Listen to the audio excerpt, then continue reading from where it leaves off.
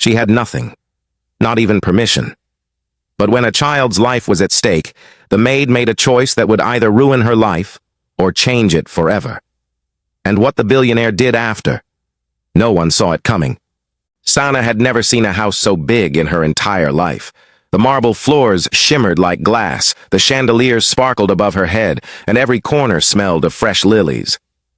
It was her first day working as a maid in the mansion of Mr. Zayan Khan, one of the richest businessmen in the city. She had only seen people like him on the news, always in a suit, always surrounded by bodyguards, and always serious. Now she was dusting his expensive furniture and folding his clothes with trembling hands. Sana had come from a small village, with dreams of earning enough money to support her sick mother and 3 younger siblings. She didn't care about luxury. All she needed was a job that paid well and a place to sleep at night. Though the mansion was grand, it felt oddly silent and empty. Mr. Zayan was rarely home, and when he was, he barely spoke a word to anyone. The other staff whispered that he lived alone ever since his wife passed away, and that he had become colder with time. Sana didn't ask questions. She only did her work quietly, hoping to go unnoticed. She followed the rules strictly, stayed away from the main areas unless called, and never touched anything that wasn't part of her duty. Still, every now and then, she would pause for a moment and stare at the fancy things around her. The glass staircase, the massive piano, the art worth more than her village house. It all felt like another world, one she didn't belong to. But deep down, she promised herself, no matter how tough things got, she would work hard and stay honest. She had no idea how quickly that promise would be tested. It was a quiet morning, and Sana had just finished mopping the grand entrance hall. She stepped outside to shake off the dust from the mat when a piercing cry echoed from the street. Her heart skipped a beat. Curious and concerned, she stepped toward the heavy iron gate. On the other side stood a young woman, barefoot and trembling, clutching a small boy in her arms. The boy's face was pale, his lips slightly blue, and his tiny chest rose and fell unevenly. The woman screamed, "Please, someone help! My brother! He's not breathing right!" Sana's eyes widened in shock. She glanced around. No one was nearby. The security guard, who usually sat near the gate, was missing. The driver had taken the morning off, and Mr. Zayan was at a meeting. The girl looked directly at Sana, her eyes filled with terror and desperation. "Please help me! I don't have a phone, no car! He needs a hospital now!" Panic surged through Sana's body. Her eyes darted back to the entrance hall where moments ago she had seen Mr. Zayan's car keys resting on the side table. His Lamborghini, a car worth more than everything she'd ever owned, was parked in the driveway, gleaming under the sun. She turned back to the child, whose breathing was now shallow and faint. Her hands began to shake. She couldn't just stand there. But if she touched that car without permission, she could lose her job, or worse, be arrested. 1,000 thoughts rushed through her mind, but the sight of the dying boy silenced them all. Tears stung her eyes as she whispered to herself, "If I don't act now, he might die." And with that, she turned and ran toward the mansion, unaware that her decision would soon change everything. Sana stood at the entrance of the mansion, her heart racing. The Lamborghini keys in her hand felt heavier than ever. She glanced back at the frantic woman who was still pleading for help, her hands clutching the lifeless boy tightly. Every second felt like an eternity, and Sana's mind spun with panic. The child's face was turning paler by the moment, and there was no time to waste. She knew she couldn't just stand there and watch. But driving that car, Mr. Zayan's prized possession, was unthinkable. It was one thing to clean his house, to do menial tasks for the rich man, but to take his car without permission? That was crossing a line she couldn't possibly come back from. Her fingers gripped the cold metal of the keys, her mind torn. On one side, she could follow the rules, stay in her place, and ignore the situation. But on the other, she couldn't let this child die because of her hesitation. The thoughts swirled in her head, the weight of the decision pressing down on her chest. She had never driven a car like this before. The Lamborghini was a machine of beauty and power, something far beyond her reach. But she also knew this was her only chance.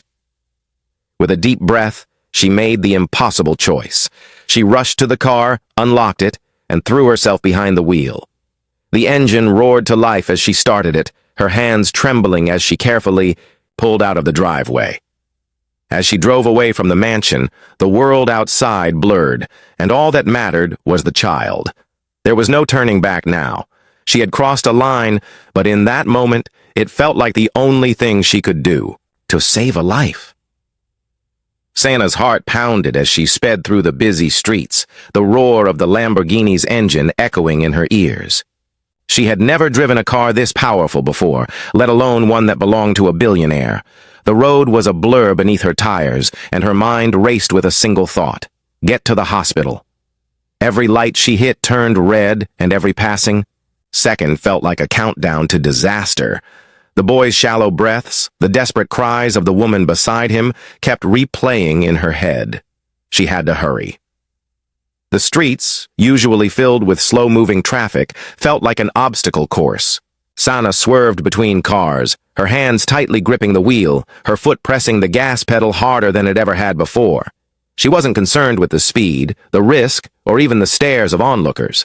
There was no time to think about anything else. Her mind kept telling her, keep going, keep going. The child needed her. The Lamborghini cut through the city like a bullet, leaving all other cars in its dust. Despite the fear running through her veins, something inside her felt strangely focused, driven by the sheer need to save the child. Finally, after what felt like an eternity, she pulled up to the hospital's emergency entrance. Without a second thought, she leaped out of the car, barely remembering to lock it behind her. Nurses rushed out, and she quickly explained the situation. The woman placed her brother into their arms, and they rushed him inside. Sana stood outside, barely able to catch her breath. It had been a wild ride, but the boy had a chance now. The only thing that mattered was that she had made it in time. Sana stood outside the hospital, her legs shaky, her heart still racing from the adrenaline. It felt surreal, like she had just woken up from a nightmare. The boy had been rushed inside, and all she could do now was wait. Her hands trembled as she pulled out her phone, expecting a call or message from Mr. Zayn. Sure enough, it rang. She didn't need to check the caller ID to know who it was. The ringtone sounded like a warning, as if the universe itself was, reminding her of the mistake she had just made. Sana answered, her voice barely above a whisper.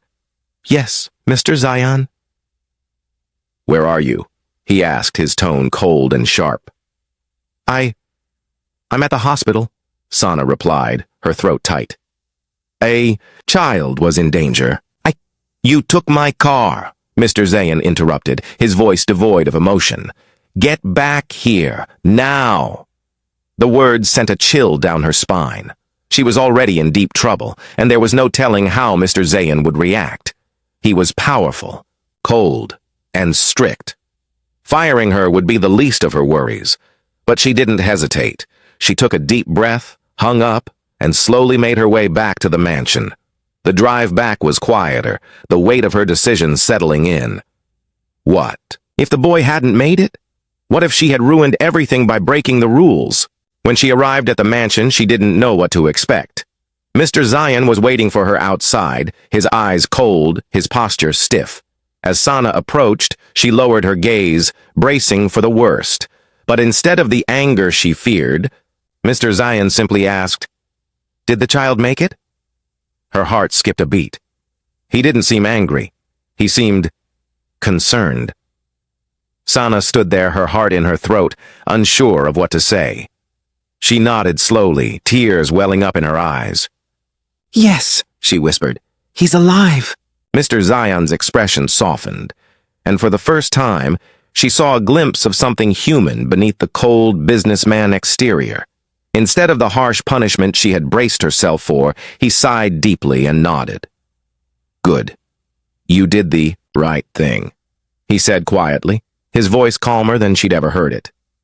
His next words completely threw her off. "I'm not firing you. In fact, I'm raising your salary. You're not just a maid to me anymore. You're someone with heart and courage." Sana blinked in disbelief. She had expected to be thrown out, humiliated for daring to take his car, but instead, she was being rewarded. She didn't know what to say, so she simply thanked him, her voice thick with emotion.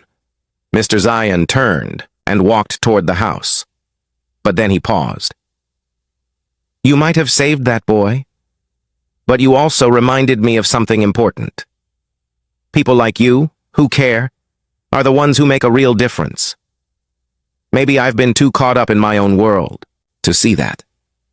In the days that followed, things changed at the mansion. Mr. Zion's demeanor shifted. He became less distant and more approachable.